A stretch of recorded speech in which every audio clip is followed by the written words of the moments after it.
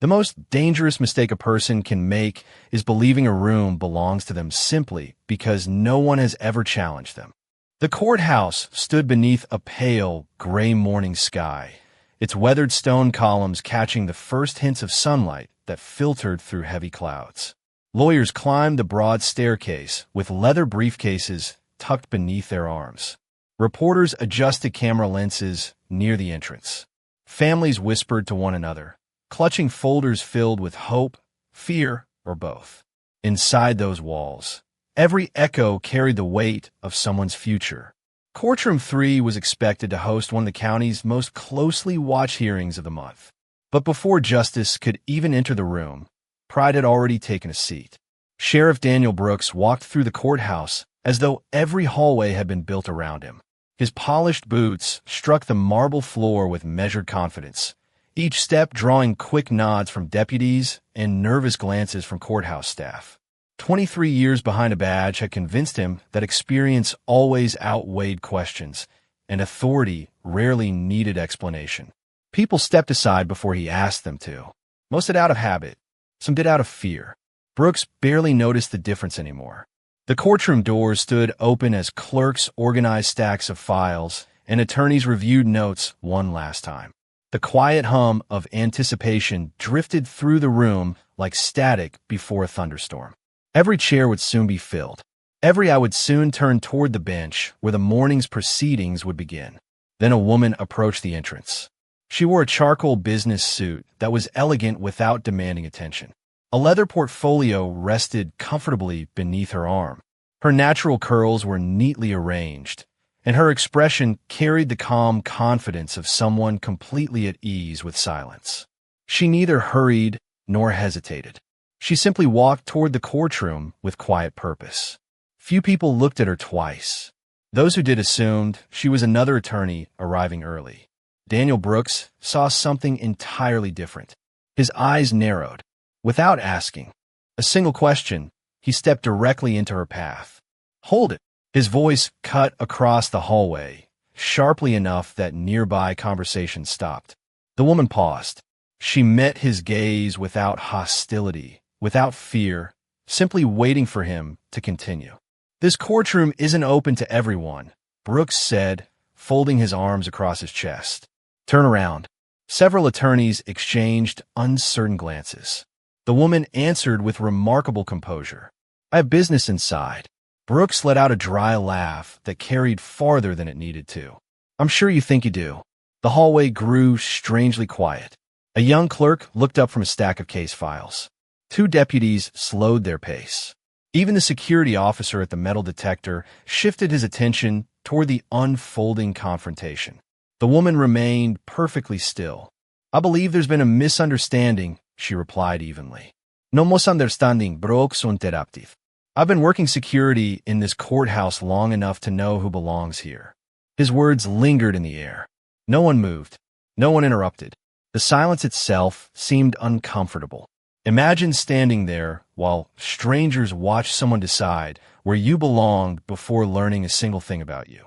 The woman glanced briefly toward the courtroom doors. Inside, clerks continued preparing exhibits. A court reporter adjusted her machine. Someone quietly asked where the presiding judge was. No answer came. Back in the hallway, Brooks extended one arm toward the exit. "I'll make this simple," he said. "Leave now before I have someone escort you out." There was no anger in the woman's face, only disappointment. Not for herself, for what everyone else in that hallway had just witnessed. A few spectators lowered their eyes. Others pretended to scroll through their phones. One elderly attorney opened his mouth as though he wanted to speak, then thought better of it. The woman finally nodded once. "Very well." She turned without argument and began walking down the corridor. Not hurried, not defeated, simply silent.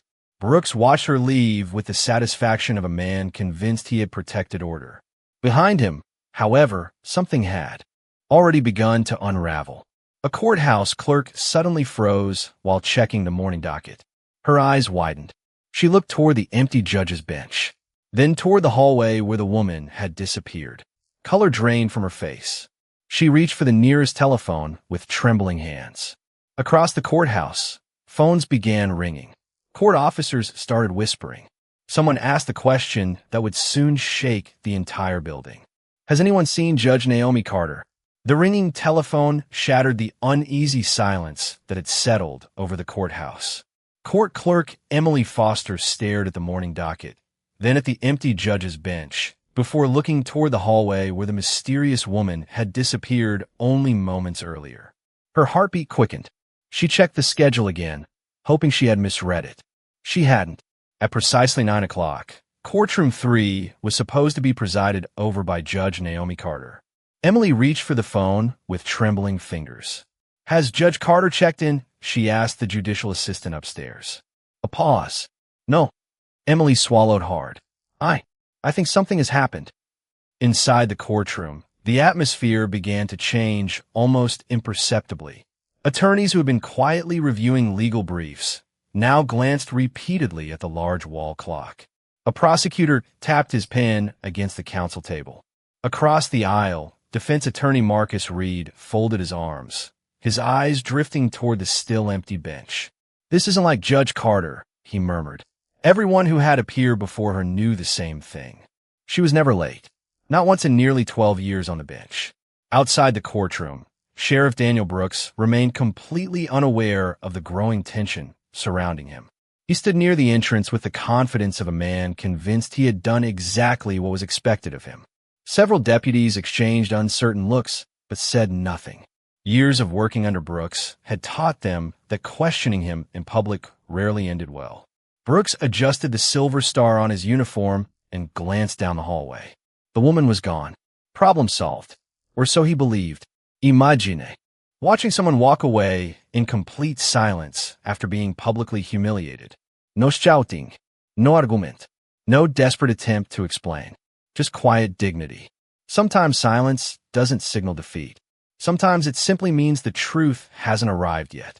On the second floor, Chief Bailiff Ethan Collins stepped out of the Judicial Administration office carrying a sealed case folder.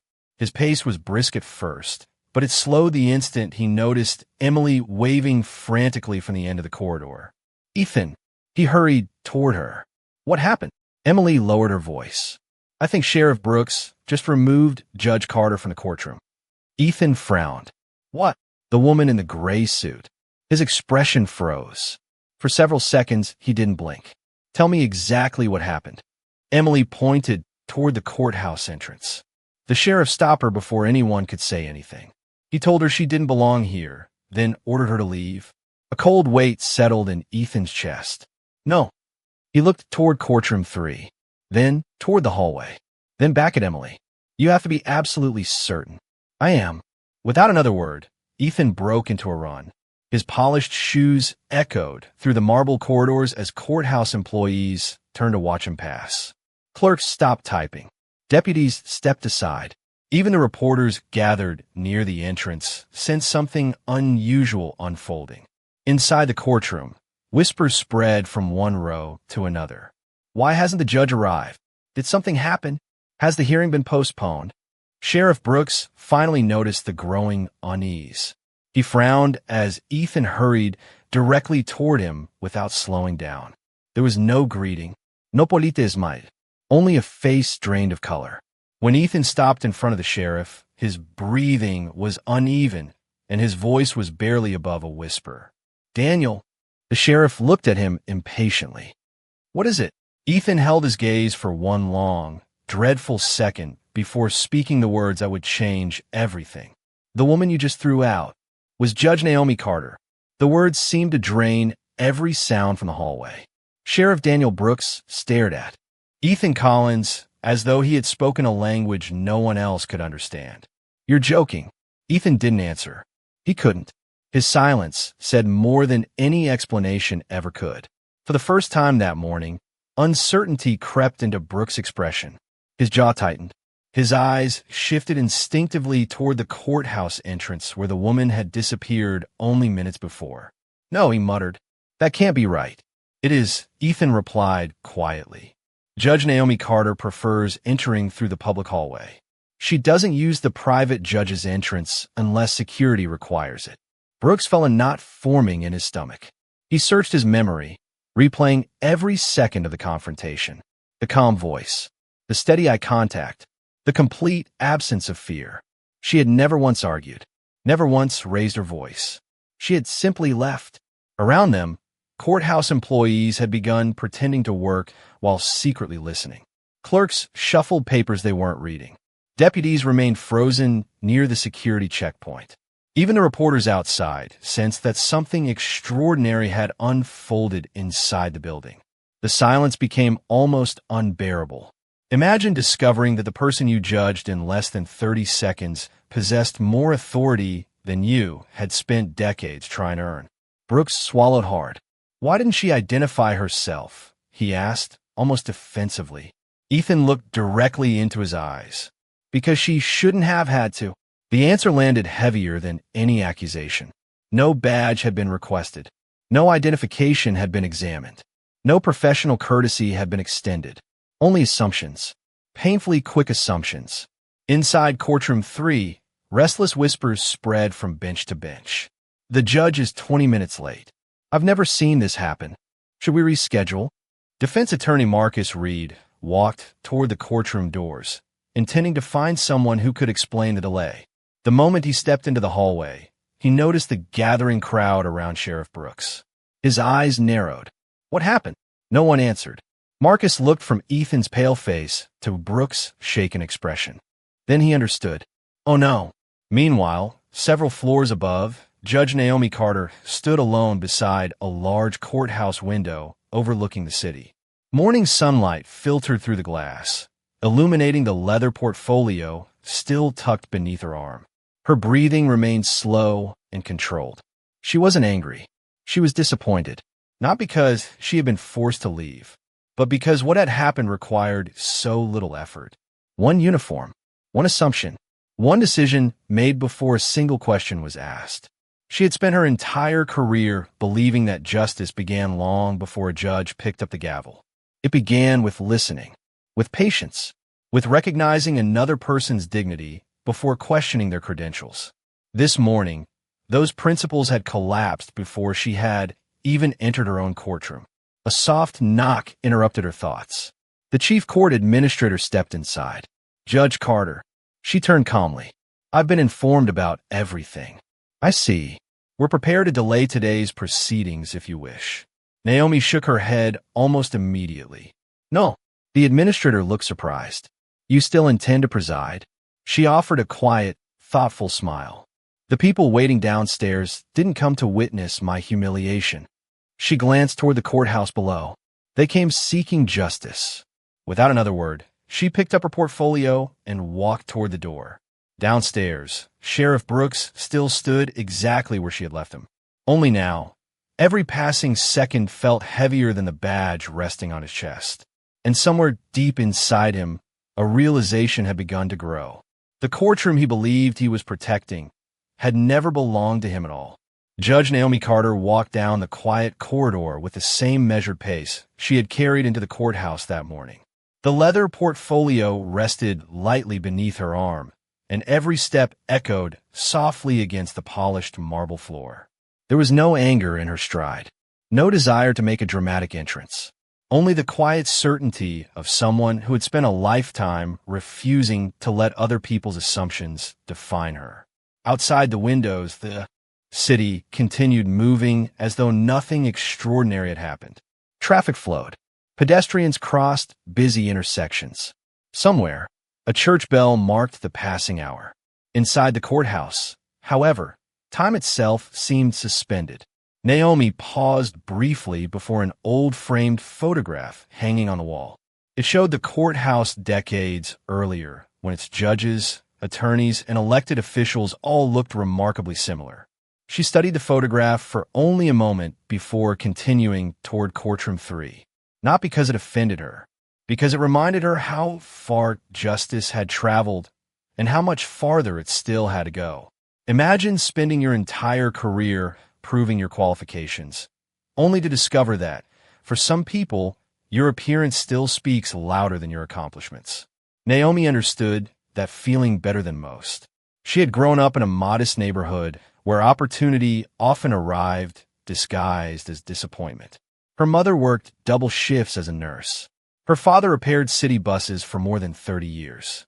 Neither possessed wealth or political influence, but both believed in one principle above everything else. Character survives long after titles disappear. As a little girl, Naomi often sat at the kitchen table watching her parents solve disagreements without shouting. They listened first. They spoke second. Respect came before judgment. Those lessons never left her. Years later, when she graduated first in her law school class, some people whispered that she had been admitted only because of diversity programs. When she became a prosecutor, critics claimed she had been promoted too quickly. When she was appointed to the bench, anonymous letters questioned whether she had truly earned the robe she wore. She answered every accusation the same way, by doing her job, patiently, consistently, without bitterness. Over time, attorneys developed a quiet saying throughout Jefferson County. If Judge Carter is presiding, every side will be heard. It wasn't because she favored one argument over another. It was because she believed every person deserved the dignity of being listened to before being judged. That belief was exactly why the events of this morning weighed so heavily on her heart. Not because Sheriff Brooks had embarrassed her, but because he had demonstrated the opposite of everything a courthouse was meant to represent. Back downstairs, Brooks remained frozen near the courtroom entrance while courthouse employees carefully avoided meeting his eyes. For the first time in many years, his authority no longer filled the hallway. His uncertainty did. At that very moment, the elevator doors opened. Judge Naomi Carter stepped inside. She wore the same gray suit, carried the same leather portfolio, held the same calm expression. Nothing about her appearance had changed, only what everyone now knew about her. As she walked toward Courtroom 3, conversations faded into silence one by one. Deputies straightened instinctively. Clerks stepped aside. Attorneys stopped speaking in mid-sentence. The hallway that had watched her leave in quiet humiliation now watched her return with the dignity no one had ever been able to take away. The corridor fell silent long before Judge Naomi Carter reached the courtroom doors. No one had instructed the conversations to stop. They simply did. One by one, attorneys lowered their voices. Clerks stepped away from their desks. Deputies instinctively moved aside, creating a clear path that stretched all the way to Courtroom 3. Moments earlier, she had walked these same halls unnoticed. Now every eye followed her with a mixture of respect, disbelief, and quiet regret. At the end of the hallway stood Sheriff Daniel Brooks. He hadn't moved. His hands remained at his sides, but they no longer carried the confidence they had only minutes before. The silver badge on his chest still reflected the courthouse lights, yet somehow it seemed smaller than before. Judge Carter stopped a few feet in front of him. Neither of them spoke. The silence between them carried more weight than an argument ever could. Imagine standing face to face with someone you had dismissed without a single question, only to realize they never needed to prove who they were. You were the one who had failed to see. Brooks finally cleared his throat. Judge Carter. His voice sounded unfamiliar, stripped of the certainty that had defined it all morning. I wasn't aware. Naomi looked at him calmly. I know. No anger. No sarcasm. Only two quiet words. For reasons Brooks couldn't explain, they hurt more than any public accusation. He searched for another sentence. I thought. The words disappeared before they reached his lips. What exactly had he thought? That she didn't belong? That she couldn't possibly be the presiding judge? That authority always arrived wearing a familiar face? Every explanation sounded worse than silence. Naomi held his gaze for another moment. Then she spoke softly. Sheriff, every person who enters this courthouse deserves to be treated with dignity before they're judged. Her tone never rose. She wasn't lecturing him. She was reminding him why the building existed. Around them, courthouse employees remained perfectly still. No one reached for a phone. No one whispered. No one wanted to interrupt a moment that felt larger than either of the two people standing in the hallway. Brooks lowered his eyes for the first time in years. I owe you an apology. Naomi considered his words carefully. Perhaps. The answer surprised everyone nearby. She hadn't accepted the apology. But she hadn't rejected it either, because apologies mattered only when they were followed by accountability. Without another word, she walked past him toward the courtroom doors. The deputies standing nearby immediately straightened. Chief Bailiff Ethan Collins opened the heavy wooden doors. "All rise," he announced. The command echoed across the packed courtroom. Every attorney, every spectator, every juror, every officer, including Sheriff Daniel Brooks. More than 100 people rose to their feet as Judge Naomi Carter entered the courtroom with quiet confidence. The black judicial robe waiting behind the bench was placed carefully over her shoulders. She adjusted it with practiced ease before taking her seat beneath the seal of the court. The room became completely still. She looked across the courtroom, not searching for the sheriff, not searching for sympathy, but looking at every person equally, exactly as she always had. She lifted the gavel. Its polished wooden surface caught a beam of morning sunlight. The sound that followed was firm, clear, and unmistakable. Court is now in session. For everyone else, it marked the beginning of another hearing. For Sheriff Daniel Brooks, it marked the moment he realized that true authority is never announced by a badge. It is earned by the way you treat people before you know who they are. The hearing began exactly as scheduled. Judge Naomi Carter sat beneath the seal of the court, her expression composed, her posture unwavering. The courtroom settled into its familiar rhythm as attorneys presented arguments. Witnesses answered questions, and every ruling was delivered with the same careful precision that had earned her respect over the years. Nothing in her voice revealed what had happened only minutes earlier. She gave each attorney the same attention. Each objection received the same thoughtful consideration. Each decision rested on the law, not emotion. From the gallery, spectators gradually relaxed.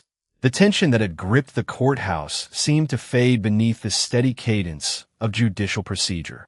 Only one person found no relief. Sheriff Daniel Brooks remained standing near the rear of the courtroom. He had stood through countless hearings during his career, usually with quiet confidence, barely noticing the proceedings. Today felt different. Every word spoken from the bench seemed to expose something inside him that no investigation ever had. Imagine realizing that the greatest judgment of your life isn't delivered against you, but within you. Brooks watched Judge Carter carefully. She never glanced toward him, never acknowledged the confrontation, never allowed her personal experience to influence a single ruling. The realization unsettled him more deeply than anger ever could. If their positions had been reversed, would he have shown the same restraint? He wasn't sure. The hearing concluded shortly before noon. Judge Carter struck the gavel once. "This matter is continued. Court is adjourned." The spectators slowly filed out. Attorneys gathered their case files. Deputies resumed their normal assignments. Within minutes, the once crowded courtroom had nearly emptied. Judge Carter remained behind the bench, organizing several documents before removing her reading glasses. Chief Bailiff Ethan Collins quietly approached. "The courtroom is clear, Your Honor." "Thank you, Ethan." He hesitated. "The sheriff is asking if he may speak with you." Naomi paused for a moment. Then she nodded. "Send him in." A minute later, Daniel Brooks entered alone. Without the crowded courtroom around them, the silence felt even heavier. He stopped several feet from the bench. For the first time in decades, he seemed unsure where to place his hands. "I appreciate you seeing me." Naomi folded the last document and looked up. "What would you like to say?" Brooks took a slow breath. "I've replayed this morning in my head over and over." His voice was steady but quiet. "I keep looking for an excuse." He gave a faint, almost bitter smile. "I haven't found one." Naomi listened without interrupting. "I judged you before I knew anything about you," he continued. "I didn't ask your name. I didn't ask why you were here. I simply assumed." The admission hung between them. It wasn't dramatic. It was honest. "I've spent my entire career believing experience gave me good instincts." He lowered his eyes. "Today I learned that assumptions aren't instincts. They're choices." Judge Carter remained silent for several seconds. Then she spoke with the same calm authority she carried into every courtroom. "Sheriff Brooks." He looked up. "The law gives us authority." She rested one hand gently on the bench. But character determines how we use it. Her words were neither punishment nor forgiveness. They were truth. Brooks nodded slowly. He understood that no suspension, no reprimand, and no public embarrassment would matter unless something inside him changed. As he turned to leave the courtroom, he glanced back one final time. Not at the judge's robe, not at the bench, but at the woman whose quiet dignity had accomplished what years of authority never could. For the first time in a very long time, Sheriff Daniel Brooks left the courtroom feeling like the one who had been taught the most important lesson. News travels through a courthouse faster than footsteps. By late afternoon, nearly everyone in the building had heard some version of what had happened that morning. Secretaries discussed it quietly over coffee. Attorneys exchanged thoughtful glances in hallways. Even veteran deputies, men and women who rarely commented on courthouse gossip, found themselves reflecting on the story. Not because a sheriff had made a mistake. Mistakes happen every day. But because the mistake had revealed something much larger than one man's poor judgment. It had exposed how quickly appearances can become verdicts. Judge Naomi Carter never spoke publicly about the incident. She issued no statement.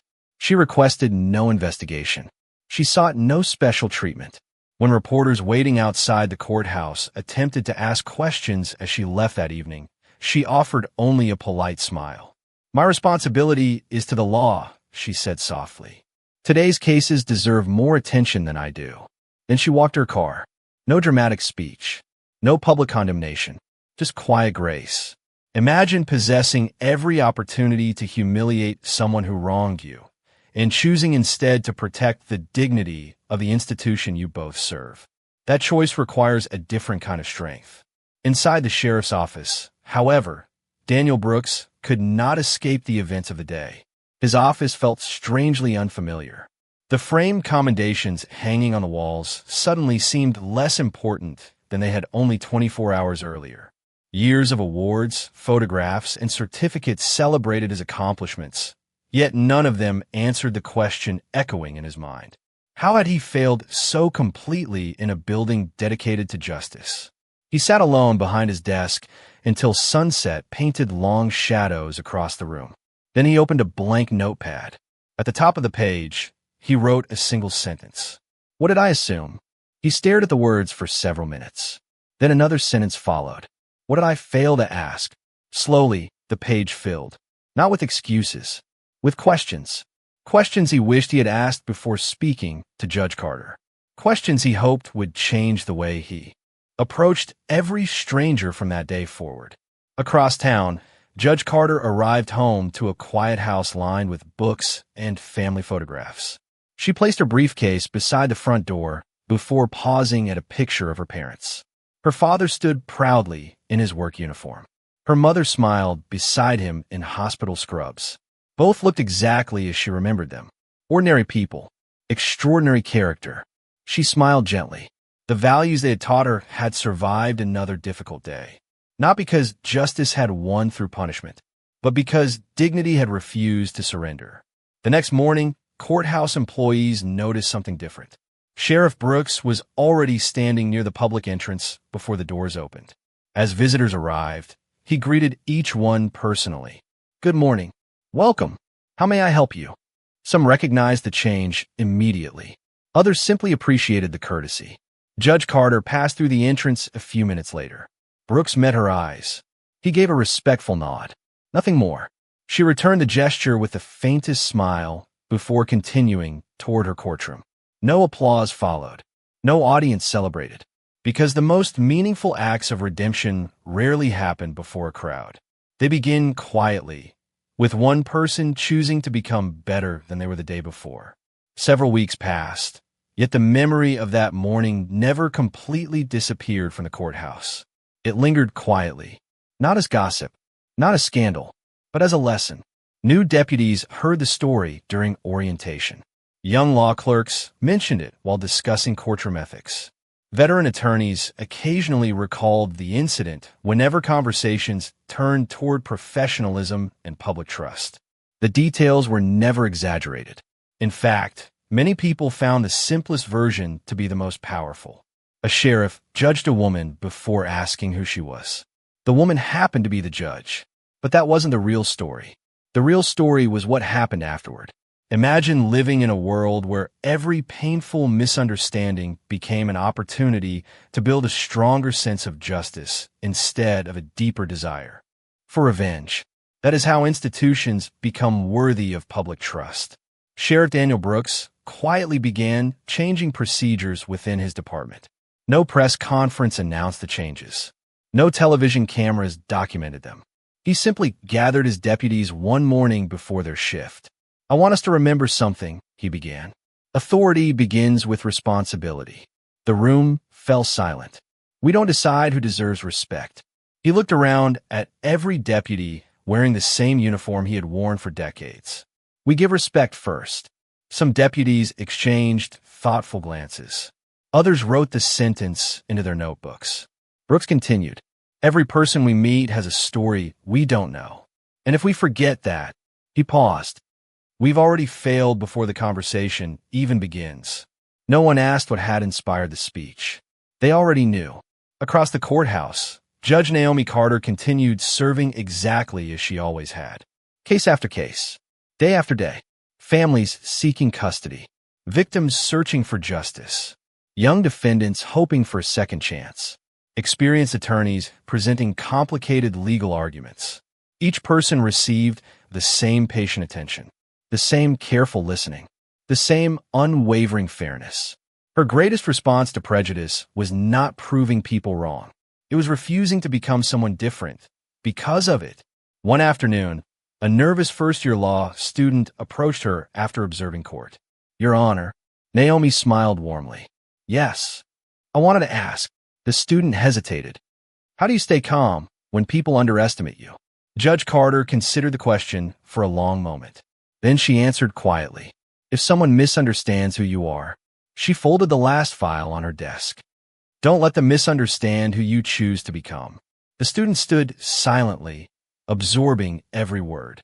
Years later, that advice would remain one of the most valuable lessons of an entire legal career.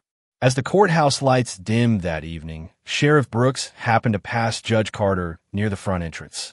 Neither of them mentioned the day that had changed them both. They didn't need to. Some conversations continue without words. Brooks opened the courthouse door before she reached it. "Good evening, Your Honor." She smiled gently. "Good evening, Sheriff." Nothing more. No lingering awkwardness. No bitterness. Only mutual respect earned through honesty, humility, and growth. The courthouse stood exactly where it always had, built from stone, marble, and steel. But its true foundation had never been the walls surrounding it. It was the people inside who chose every single day to place fairness above assumption and humanity above pride. Every courthouse keeps its own memories. Some are carved into old stone walls. Some are preserved inside dusty case files. And some live quietly within the people who walk its halls every day. Years from now, few would remember the exact date when Sheriff Daniel Brooks stopped Judge Naomi Carter at the entrance to Courtroom 3. Fewer still would remember what anyone had been wearing. The weather would be forgotten. The names of the cases scheduled that morning would fade into history. But one truth would remain. Justice begins long before a judge strikes the gavel.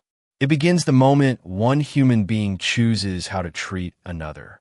Imagine entering a room where no one knows your title, your achievements, or your story. The only thing they see is your face. In that moment, their character becomes far more important than your credentials. That had always been the lesson hidden inside Naomi Carter's journey. She never needed to prove she deserved respect because she wore a robe. She deserved respect because she was a person. The robe simply reminded everyone of a truth they should have recognized from the beginning. Months later, a newly appointed deputy asked Sheriff Brooks a simple question during field training. "How do you know who's important when you first meet someone?" Brooks smiled quietly. He remembered asking himself that very question. Then he answered, "You don't." The young deputy looked surprised. Brooks continued walking toward the courthouse entrance before adding one final sentence. "So you treat everyone as if they are."